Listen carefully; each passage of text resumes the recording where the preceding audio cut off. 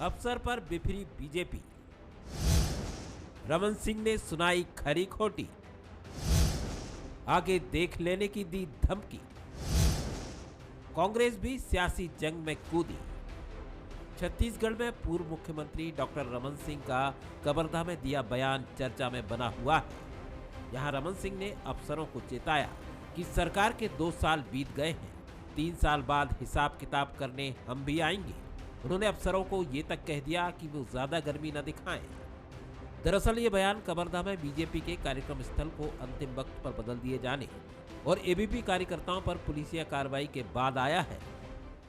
अरे अधिकारियों को तो गिने चुने दिन रहना है, उनको ज़्यादा तलवे चाटने की ज़रूरत नहीं है और ज़बरदस्ती की गिरफ्तारी दिखाने का इतना स्वाभाविक वक्त मत दिखाओ। वक्त बदलता है, 2 साल निकल गया है, 3 साल बाद हिसाब किताब हम भी लेने आएंगे, चिंता मत करो। इसलिए ज़्यादा गर्मी मत दिखाओ, जो ईमानदारी से जो सही चीज़ है उसको करना है। उधर रमन के बयान पर मुख्यमंत्री भूपेश बघेल ने उनकी भाषा में ही सवाल उठाए हैं। उन्होंने कहा कि रमन सिंह अधिकारियों को डराने धमकाने का काम कर रहे हैं। रमन सिंह जी इस प्रकार की भाषा का प्रयोग न करें तो अच्छा है। 15 साल तक के इन्हीं अधिकारियों के भरोसे वो राज करते रहे। आज ये अधिकारी हमारे सरकार के हिसाब से काम कर रहे हैं। हमारी सरकार जो फैसला करती है उनके हिसाब से काम कर रहे हैं, तो इस प्रकार से डराने धमकाने की कोशिश न करें। अधिकारियों को लेकर दिए गए सियासी बयान पर सत्ता पक्ष और विपक्ष एक बार फिर आमने सामने हैं। एक दूसरे के काम करने के तरीकों पर सवाल उठा रहे हैं। इससे साफ है कि आने वाले दिनों में सत्ता पक्ष के नेताओं के साथ साथ अधिकारी भी विपक्ष के निशाने पर रहने वाले हैं। नमस्कार, स्वागत है आपका। मैं हूं अभिषेक शुक्ल। अफसरों से अदावत। जी हां, पूर्व मुख्यमंत्री रमन सिंह कवर्धा गए थे कार्यक्रम में। कार्यक्रम किया उन्होंने और उसके बाद मीडिया से चर्चा में जो उन्होंने अधिकारियों को चेतावनी दी, या कहा जाए जिस लहजे में चेतावनी दी, वो एक बार चर्चा का विषय बन गया और सत्ता पक्ष और विपक्ष एक बार फिर से आमने सामने हो गए। पूर्व मुख्यमंत्री ने कहा कि अफसर ये ना भूले कि 2 साल गुजर गए, 3 साल बाद हम हिसाब लेने आएंगे, ज्यादा गर्मी ना दिखाए, और भी ऐसे कई शब्द इस्तेमाल उन्होंने किए जिसको लेकर सत्ता पक्ष ने सख्त आपत्ति जताई। मुख्यमंत्री ने कहा कि इस प्रकार की भाषा का इस्तेमाल उनको नहीं करना चाहिए। 15 साल इन्हीं अफसरों के बदौलत उन्होंने राज किया है और अब हमारी सरकार है तो उनको दिक्कतें हो रही है। निश्चित तौर पर भाजपा के इस तेवर से एक बात साफ हो गई है कि अगले 3 साल उनके निशाने पर नेताओं के साथ साथ अफसर भी रहने वाले। चर्चा आज इसी पर होगी कि आखिरकार अफसरों से ये अदावत क्यों। खास मेहमान हमारे साथ है, अजय साहू जी है कांग्रेस से, बहुत स्वागत आपका। अमित चिमनानी जी भाजपा से, वरिष्ठ पत्रकार रामावतार तिवारी जी हमारे साथ हैं। चिमनानी जी, पूर्व मुख्यमंत्री का यह बयान दिन भर आज सुर्खियां बटोरता रहा है। किस तरीके से इसे देखा जाए? क्या वजह रही कि इतने तल्ख तेवर और इतने तल्ख शब्दों का इस्तेमाल उन्होंने किया? लगता है चिमनानी जी अभी हमारे साथ जुड़ नहीं पाए हैं। अजय साहू जी से ले लेता हूं। अजय जी, किस तरीके से इस बयान को आप देखते हैं? इतने तल्ख तेवर, सीधे अफसरों पर अटैक। देखिए अभिषेक जी, इन्हीं अफसरों के बदौलत उन्होंने छत्तीसगढ़ में 15 साल तक अपना शासन चलाया है और यही अफसर आज कांग्रेस के नेतृत्व वाली जो सरकार है उसके लिए काम कर रहे हैं। तो रमन सिंह जी 3 बार मुख्यमंत्री रहे हैं और जिस तरीके की भाषा का, निम्न स्तरीय भाषा का मैं तो कहूंगा उन्होंने इस्तेमाल किया है, और कहीं ना कहीं उन्होंने जो राजनीति की एक मर्यादा होती है उस मर्यादा को लांघने का जो काम किया है, इसकी जितनी निंदा की जाए वो कम है। मैं तो ये कहना चाहूंगा कि आपके समय में, आपके इस बयान से आज ये उजागर हो गया कि आपके समय में अफसरों को किस तरह से डरा के, धमका के अपने हिसाब से काम कराया जाता था। हमारी सरकार में आप सवाल उठाते हैं कि हम ट्रांसफर क्यों कर रहे हैं। हमारी सरकार में जो हमारी कार्यकर्ताओं की जो LIB है डॉक्टर रमन सिंह जी, उनसे हमें रिपोर्ट मिलती है कि कौन सा अधिकारी काम कर रहा है, कौन सा अधिकारी काम नहीं कर रहा है। जो अधिकारी अच्छा काम करता है उसे आगे काम करने का अवसर दिया जाता है, और जो व्यक्ति काम नहीं कर रहा है उसका उपयोग दूसरी जगह, जो उसके हिसाब से जो उपयुक्त स्थान होता है वहां पर उसकी नियुक्ति की जाती है। तो अफसर तो यहां पर अच्छे से काम कर रहे हैं और जो नहीं कर रहा है उससे क्या काम लेना, ये हमको मालूम है। आपने 15 वर्षों में क्या किया है ये भी छत्तीसगढ़ की जनता ने देखा है। जब गांव का व्यक्ति जाता था उनके पास फरियाद लेकर, तो आपने जिस तरीके से कॉन्ट्रैक्ट ट्रांसफर पोस्टिंग जो की थी आपने, उसके लिए आपको 2-2 साल लग जाते थे, क्योंकि उस पद को आप 2-2 साल के हिसाब से बेचा करते थे, तो आपको ट्रांसफर करने में डर लगता था। ये तो निष्पक्ष सरकार है और जो अच्छा काम करेगा वो करता रहेगा, जो नहीं करेगा उसकी जगह अच्छा काम करने वाले को लाने का काम होगा। ठीक है राम अवतार जी, आपने कई सरकारें देखी है, इससे पहले भाजपा की 15 साल, उससे पहले कांग्रेस की, अब एक बार फिर से कांग्रेस की सरकार। क्या अफसरों का रवैया बदल जाता है? किस तरीके से अफसरशाही सत्ता के साथ क्या बदलते हैं, या पूर्व मुख्यमंत्री ने जो चेतावनी दी उसे क्या जो दबाव पड़ रहा है कहा जाए, या किसी तरीके की एक किस शब्दों का इस्तेमाल यहाँ किया जाए, विपक्ष में रहने की वजह से उनको लग रहा है कि सरकार के बाद अब शायद अधिकारी उनकी नहीं सुन रहे, इसलिए इन शब्दों का इस्तेमाल उन्होंने किया। आमतौर पे इन शब्दों का इस्तेमाल करते उनको देखा नहीं जाता। देखिए, सरकारी अधिकारी कर्मचारियों का अपना एक आदर्श आचार संहिता है, उसके तहत वो काम करते हैं। शासन और प्रशासन लॉ एंड ऑर्डर के अनुसार वो काम करते हैं, एक बात। दूसरी बात, क्या केंद्र में हो या राज्य में, क्या राज्यों के अनुसार या शासन के अनुसार अधिकारी काम करने लगे हैं क्या, या ये पहली बार हो रहा है, या ये हर सरकार में ये होता है कि जिसकी सरकार आती है सरकारी उसके अनुसार काम करते हैं, या सबसे ज्यादा जल्दी निष्ठा बदलने वालों में अधिकारी होते हैं।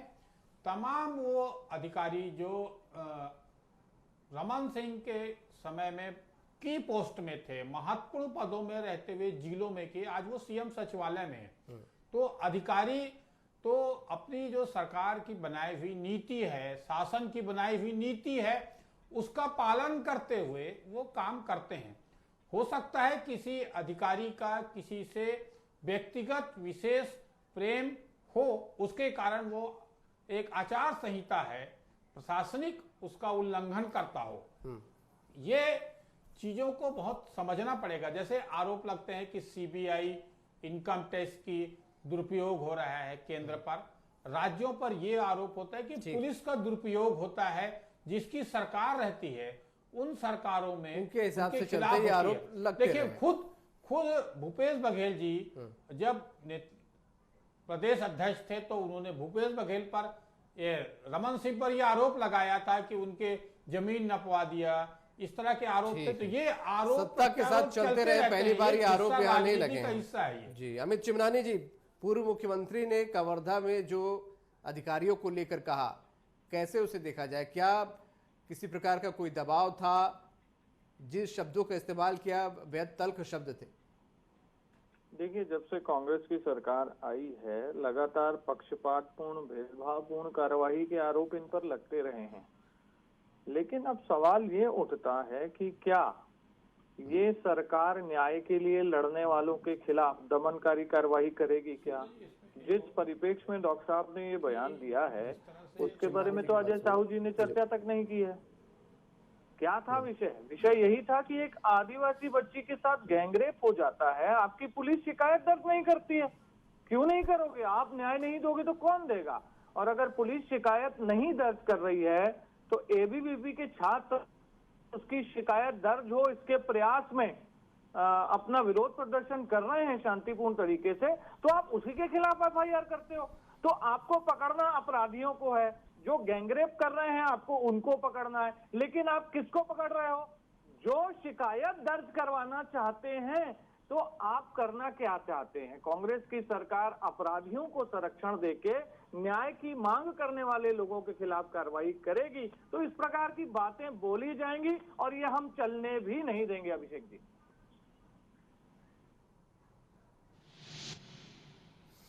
ठीक है अजय साहू जी, बहुत सारी बातें यहाँ पर चिमनानी जी कही, आपने सुनी होगी कि मामला गैंगरेप का था, मामला दर्ज नहीं किया जा रहा था, दबाव बनाया जा रहा था, या फिर आखिरी वक्त में बहुत सी चीज़ें बदल दी जाती थी। इन चीज़ों को लेकर ये पूरा मामला था और इसी को लेकर अधिकारियों को उन्होंने वहाँ पर एक कहा जाए एक तरीके से धमकी वहाँ पर दी, चेतावनी दी। देखिए अभिषेक जी, भारतीय जनता पार्टी की पुरानी आदत है मुद्दों को मोड़कर तोड़ मोड़ करके उस पर राजनीति करना।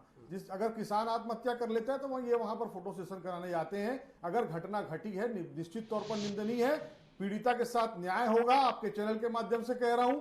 और ये लोग जो वहां पर कानून को अपने हाथ में लेने का काम कर रहे थे, बिना अनुमति के धरना प्रदर्शन कर रहे थे, इनको जिस स्थान की अनुमति दी गई थी वहां पर नहीं करके दूसरे स्थान पर ये धरना प्रदर्शन कर रहे थे, तो मैं उनको बता देना चाहता हूं कि छत्तीसगढ़ के अंदर कानून का राज है। इस तरीके से चाहे कोई भी हो, चाहे वो किसी भी दल का व्यक्ति हो, यदि कानून को तोड़ने का काम करेगा तो संविधान के हिसाब से न्याय संगत कार्रवाई होगी, और वही कार्रवाई वहां पर हुई है। उस कार्रवाई को एक जो संवैधानिक प्रक्रिया है, अगर उस पर आपको राजनीति करना है तो मैं आपके चरित्र को बताता हूं कि छत्तीसगढ़ की जनता देखे कि आप लोग राजनीति करने के लिए किस हद तक जा सकते हैं। और 3-3 बार के मुख्यमंत्री इस तरीके की भाषा का उपयोग करते हैं जो कतई मैं समझता हूं राजनीतिक दृष्टिकोण से राजनीतिक की मर्यादा जो है उसको लागने का प्रयास है।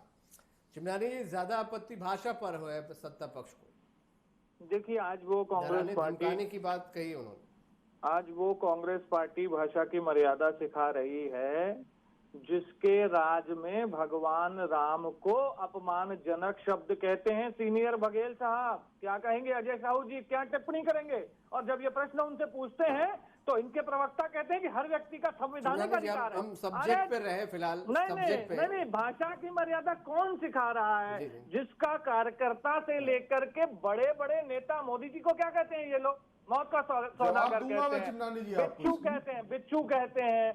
कौन सी भाषा कहते हैं आप? अरे हम तो न्याय के लिए लड़ रहे हैं, और अजय साहू जी कहते हैं कानून का राज है। कानून का राज होता तो आप जिस लड़की के साथ, जिस आदिवासी बच्ची के साथ, नाबालिग बच्ची के साथ गैंगरेप हुआ, अरे उसकी शिकायत दर्ज करके आपको तो फास्ट ट्रैक कोर्ट बना करके उसको न्याय देना चाहिए था। आप क्यों नहीं शिकायत दर्ज करते? और पहला मामला नहीं है।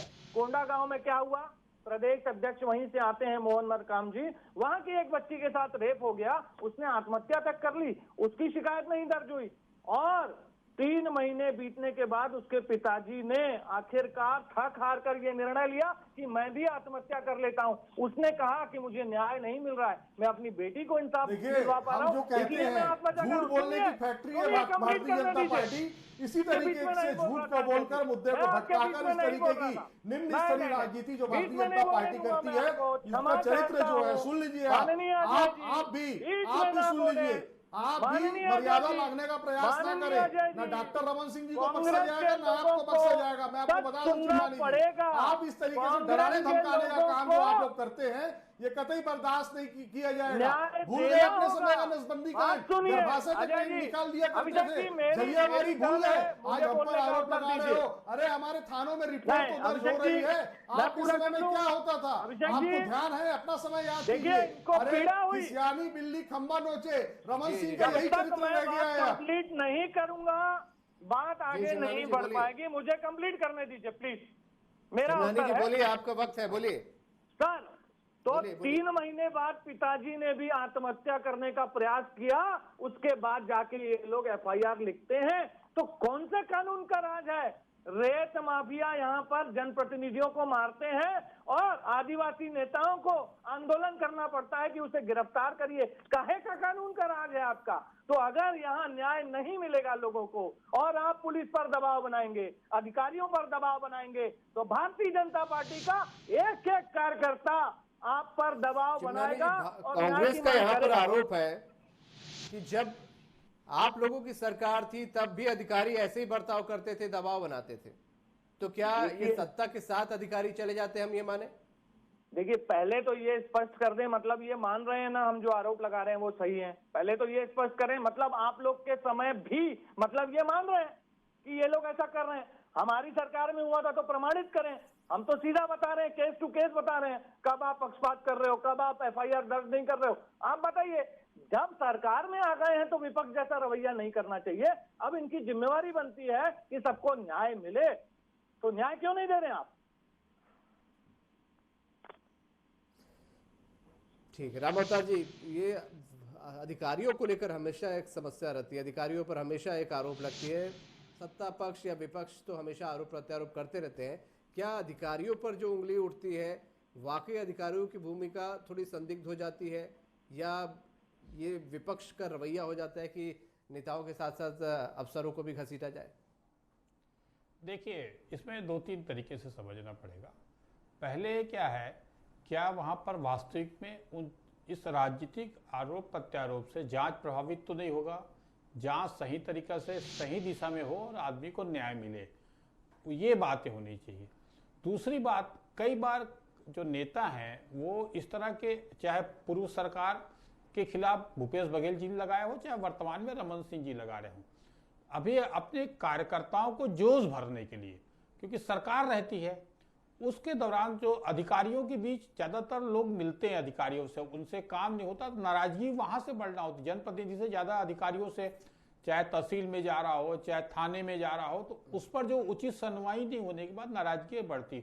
तो एक अपने कार्यकर्ताओं को और अपने गृह क्षेत्र में जाकर रमन सिंह जी उस एक तरह से वहां पर किसानों के मुद्दे को लेकर, गरीब लोगों के मुद्दे को लेकर, हरिजन के मुद्दे को लेकर, आदिवासी के मुद्दे को लेकर वो एक हुंकार भरने की कोशिश की है, इसके बहाने कि ये कार्यकर्ता अब हम एक उठ खड़े होंगे, अब 2 साल के बाद हमको इस तरह से किसी भी अन्याय, किसी के पक्षपात के खिलाफ खड़ा होना है, ये संदेश दिया उन्होंने। कार्यकर्ताओं में जोश भरने के लिए निशाने पे अधिकारी। देखिए अभिषेक जी, जब डॉक्टर रमन सिंह जी का राज था तब तो एक बार कह देते कि भाजपा के जो मेरे कार्यकर्ता हैं उनका काम कर लो। अफसरों की क्या स्थिति थी, ये तो स्वर्गीय दिलीप सिंह जुदेव ने कहा था कि इस प्रदेश में किस तरीके से प्रशासनिक आतंकवाद अपनी चरम पर है। इनके समय में जो सुपर सीएम हुआ करते थे वो कॉन्ट्रैक्ट लेकर के पदों को बेचा करते थे और वहां पर से भी अगर अधिकारी अपनी मनमानी किया करता था तो इतने तरीके से, इस तरीके से डराकर धमकाकर अधिकारियों को वहां पर जिस तरीके से वसूली की जाती थी, तो ये आज जो है छत्तीसगढ़ के अंदर कानून का राज है और अपने हिसाब से अधिकारी काम कर रहा है, उसको चाहे कोई भी डराए या कोई भी धमकाए। उसके अलावा कांग्रेस पार्टी का हमारा नेटवर्क है, एलआईबी के साथ साथ हमारी भूपेश बघेल जी की जो टीम है उन्होंने 1200 किलोमीटर की पदयात्राएं की हैं। कितना बड़ा उनका नेटवर्क है, हर कार्यकर्ता के साथ सीधा जुड़ाव है, मैसेज आता है कौन अधिकारी काम कर रहा है कौन नहीं कर रहा है। हम तो ये कहते हैं अधिकारियों से अच्छे से काम करो, किसी भी व्यक्ति से डरने की घबराने की जरूरत नहीं है। प्रदेश का मुख्यमंत्री किसान का बेटा है, आप लोगों पर आंच नहीं आने देगा, निष्पक्ष होकर कानून के हिसाब से विधि सम्मत कार्रवाई करिएगा। वाकई जैसा राम अवतार जी बोल रहे हैं कि नेता अक्सर कार्यकर्ताओं में जोश भरने के लिए इस प्रकार तल्ख लफ्जों का इस्तेमाल करते हैं। देखिए जोश भरता है इससे। देखिए सबका अपना नजरिया हो सकता है, लेकिन ये बात किसी से नहीं छुपी है अभिषेक जी कि छत्तीसगढ़ में लोगों को न्याय लेने के लिए संघर्ष और आंदोलन करने पड़ रहे हैं और हमारे सारे लोग जो लोगों को न्याय दिलाने की कड़ी में आंदोलन करते हैं, प्रदर्शन करते हैं, शांतिपूर्ण तरीके से सरकार से मांग करते हैं कि भाई जिसके साथ गैंगरेप हो रहा है उसकी एफआईआर लिख लो, लेकिन ये लोग नहीं लिखते हैं और बेशर्मी देखिए कि अपराधी को पकड़ने की जगह हमारे लोगों के ऊपर एफआईआर करते हैं, उन्हें गिरफ्तार करते हैं। तो ये भाषा उन लोगों के लिए एक संकेत है कि न्याय की लड़ाई में आप आड़े मत आइए। अगर किसी के साथ अपराध होता है, किसी बच्ची की अस्मिता लूटी जाती है, तो उसकी न्याय की लड़ाई को हमारी पार्टी का एक एक कार्यकर्ता लड़ेगा। मैं अजय साहू जी से पूछना चाहूंगा, एक ऑडियो वायरल हो रहा है अभी पश्चिम विधानसभा के युवा नेता का, जो ओवर रेट के लिए कार्रवाई न करने के लिए दबाव बनाता हुआ दिखाई पड़ रहा है। सभी को मालूम है वो कौन है, ऐसे लोगों को गिरफ्तार करिए ना, हमारे लोगों को क्यों करते हैं जो न्याय की लड़ाई लड़ रहे हैं। आपके लोग तो ओवर रेट और शराब की अवैध बिक्री में लिप्त हैं, आपके कार्यकर्ता हैं। अब इसको अंतागढ़ का ऑडियो भी वायरल हुआ था, दमाद बाबू का नाम था, याद है? आपकी सरकार थी, क्या कार्रवाई की? दमाद था इसलिए छूट, दमाद था इसलिए छूट, क्या कार्रवाई की? आपकी बी टीम जिसने सर्टिफिकेट दिया है आपको बरवाही के चुनाव में, समर्थन किया है, उसका भी वायरल हुआ था, उस पर भी कुछ बोलिए। आप आज यहाँ पर किस लिए बैठे हैं? रमन सिंह ने जिस तरीके की भाषा का इस्तेमाल किया है, क्या ऐसी भाषा राजनीति में उचित है? क्या ये मर्यादा का उल्लंघन नहीं है? आपको इस पर बात करनी चाहिए, तो आप दूसरी तरफ जा रहे हैं। चिमनानी जी सुन लीजिए, उस पर जब डिबेट होगा तो उस पर भी जवाब दूंगा। आप जिस तरीके से आपकी जो मात्र संस्था है आरएसएस, झूठ फैलाने की फैक्ट्री, अफवाह फैलाने की फैक्ट्री है, आप उसी के पचिंदों पर चलने का काम कर रहे हैं। चिमनानी जी, छत्तीसगढ़ के लोगों ने आपका चाल चेहरा और चरित्र लगातार 15 वर्षों तक देखा है। सर जवाब तो दे दीजिए, उस युवा नेता पे कार्रवाई करेंगे आप लोग? अगर कोई अधिकारी जी, चिमनानी जी, अधिकारी अगर काम नहीं कर रहे तो क्या अधिकारियों की शिकायत की जा सकती है? कोई प्रॉपर चैनल हो सकता है? क्योंकि इसका कुछ रास्ता तो निकालना पड़ेगा। अभी से नहीं, 2 वर्षों से मैंने डिबेट शुरू होते ही कहा कि ये आज पहली बार नहीं हुआ है। लगातार हम ये मांग करते रहे हैं और अन्य अलग अलग विषयों पर बातचीत हुई है, लेकिन आज जो विषय हुआ है जिसको लेकर के माननीय पूर्व मुख्यमंत्री जी ने ये वक्तव्य देना सही समझा है। ये बहुत संवेदनशील मामला है। नाबालिग बच्चियों के साथ गैंगरेप हो जाए और उसकी FIR न दर्ज हो तो उसके लिए तो भारतीय जनता पार्टी किसी हद तक जाएगी और न्याय दिलवा करके ही रहेगी। फिर कांग्रेस पार्टी उसकी आलोचना या जिसको जो समझना है समझे, न्याय देना पड़ेगा। 15 साल के सरकार में जिन अधिकारियों ने भी इस तरह की अपने आचार संहिता से हटकर काम किया, उन सब के खिलाफ जांच चल रही है। उन सबको लूप लाइन में पड़े, बहुत सारे लोग मेल लाइन में आ गए। तो ऐसे जो अधिकारी हैं, जो एक तरह से उनके जो आदर्श आचार संहिता है, काम करने के नैतिक मापदंड हैं, उनका पालन नहीं करते हुए जनता के प्रति सर्वोपरि ना होते, प्रशासन को में सुचिता लाने के लिए जो अधिकारी काम नहीं कर रहे हैं, वो अधिकारी को निश्चित तौर पर चाहे सरकार किसी की भी हो, उसको जनता भी समझ जाती है और शासक भी समझ जाते हैं। तो ये अलग अलग पैमाना होता है कि आप उसमें राजनीतिक तरीके से बात करने के लिए, क्योंकि विपक्ष में है, इसलिए एक हल्ला मचाने का एक बड़ा सगल बन गया है। देखिए आप अधिकारियों तंत्र पर इसका क्या असर होगा? क्या अगर वो काम नहीं कर रहे तो क्या काम करेंगे? इस बयान का अफसर तंत्र पर क्या असर होगा? देखिए, अफसरों को एक राजनीति का बोहरा नहीं बनाना चाहिए, चाहे ये सरकार हो चाहे वो सरकार हो। आप अपने मुद्दों की बात और जो राजनीतिक दलों को जन समस्याओं की बात, जनता की बात निश्चित तौर पे करना चाहिए। जन आंदोलन है, खड़ी होनी चाहिए। और अधिकारियों की जो रमन सिंह जैसे सौम्य, सहज और सरल व्यक्ति हैं, उनको जो शासन को बहुत करीबी से 15 साल से देखे हैं, वो और शासन के अधिकारियों को भी अच्छी तरह जानते हैं कि कल अधिकारी पूरे उनके साथ थे, आज वो अधिकारी उनसे बदल गए हैं। टिप्पणी ले लेता हूँ। चिमनानी जी, राजधानी में है आप लोग, राजधानी में ही शिकायत कर दीजिए और वहां पर जो भी अधिकारी काम नहीं कर रहा, जैसा साहू जी बोल रहे हैं कि जो काम नहीं करेगा उस पर कार्रवाई होगी। देखिए, हाथी के दांत दिखाने के और खाने के और होते हैं। कांग्रेस पार्टी कुछ भी नहीं करने वाली है। अधिकारियों को संरक्षण देने का काम कर रहे हैं। मैं तो बता रहा हूँ ना, इनके युवा नेता खुद कार्रवाई रुकवाने के लिए रिश्वत की बकायदा फोन में, ऑडियो में दिख रहा है कि उनको रिश्वत की ऑफर की जा रही है कि भैया कार्रवाई ना हो। तो ये क्या न्याय करेंगे? जनता जाग भी चुकी है, जान भी चुकी है। और जैसा राम अवतार तिवारी जी ने कहा कि डॉक्टर साहब बहुत ही सोच समझ करके बोलते हैं, तो उन्होंने अगर बात बोली है तो बहुत बड़े नेता ने किस तरीके से क्या अफसरों पर असर पड़ेगा? क्या अफसरों को लेकर भी आप लोग कुछ इस पर बात करेंगे? अगर काम नहीं हो रहा कहीं पर तो उसकी कोई जांच पड़ताल होगी? देखिए अभिषेक जी, हमारी सरकार के अफसर अच्छे से काम कर रहे हैं। किसी को किसी तरीके की अगर कहीं कोई दिक्कत आ रही है तो हमारी सरकार मॉनिटरिंग कर रही है। हमारे पास खबरें आती हैं, हम जिसका स्थानांतरण करना होता है तो हम स्थानांतरण करते हैं। उसका उपयोग जहां लेना है, हर व्यक्ति का उसकी क्षमता के हिसाब से उपयोग ले रहे हैं। कहीं पर कोई ऐसी बात नहीं है। न्याय संगत कार्रवाई हो रही है। लोग थाने पहुंच रहे हैं तो उनके साथ न्याय हो रहा है। और जिस तरीके की चीजें पहले थी वो चीजें अब धीरे धीरे बदल रही हैं। आने वाले समय में आप देखिएगा छत्तीसगढ़ में रामराज की स्थापना होगी। बहुत शुक्रिया आप सभी का इस चर्चा में शामिल होने के लिए। बहुत शुक्रिया चिमनानी जी। आज समय मेरे पास इतना ही था। पूर्व मुख्यमंत्री ने अफसरशाही को लेकर जो तल्ख लहजे में चेतावनी दी, कहा कि समय बदलेगा, 3 साल बाद हम आपसे हिसाब लेने आएंगे, या फिर ज़्यादा गर्मी दिखाना अच्छी बात नहीं है, चर्चा का विषय बना हुआ। और अफसरशाही पर सवाल भी कई बार खड़े होते हैं इसको लेकर। और हालांकि ऐसा पहली बार नहीं है कि विपक्ष के किसी नेता ने किसी अफसर को इस तरीके से फटकार लगाई हो, तल्ख लहजे में कहा हो। तो अफसरशाही पर भी सवाल उठते हैं कई बार, क्या वाकई काम नहीं हो रहा है? और सत्ता पक्ष और विपक्ष तो इस मसले को लेकर आमने सामने है ही। और आने वाले वक्त में जो तेवर दिख रहे हैं, ये लड़ाई और चरम पर पहुंचेगी ऐसा लग रहा है। आज का मुद्दा में इतना।